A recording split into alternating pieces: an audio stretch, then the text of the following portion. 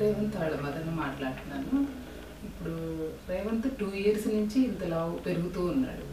బాగా బాగా వెయిట్ పెరుగుతున్నాడు. అంటే హార్మోన్లు ఇన్బ్యాలెన్స్ అని కేర్ హాస్పిటల్ అని చూపిస్తూ ఉన్నాను ఇప్పటి వరకు. తర్వాత స్టార్ ఆయుర్వేదం తీసుకెళ్ళాను. మళ్ళీ కలర్స్ అని బాడీని ఇచ్చేస్తారు కదా, అక్కడికి తీసుకెళ్ళాను. అక్కడంతా తిరుగుతూ ఉన్నాం, ఎవరైతే చెప్పినా చేస్తూనే ఉన్నా. ఆ తర్వాత పేపర్లో మన నందకిషోర్ గారిది అడ్వర్టైజ్మెంట్ చూసి తెనాలి నుంచి నాకు ఫోన్ చేస్తే నా పేపర్ తీసుకునే వచ్చాను మీ దగ్గరికి అడ్వర్టైజ్మెంట్ కోసం. తీసుకొని వస్తే డాక్టర్ గారు అయితే వెయిట్ లాస్ ఎంత ఉంటుంది, దీనికి ఇట్లా చేయాలి, అయితే డైట్ కంట్రోల్ ఉండాలి, అంత నార్మల్ అయిపోతాడు, బాగా అవుతాడు, దిగులు పడాల్సింది ఏం లేదు అన్నాడు.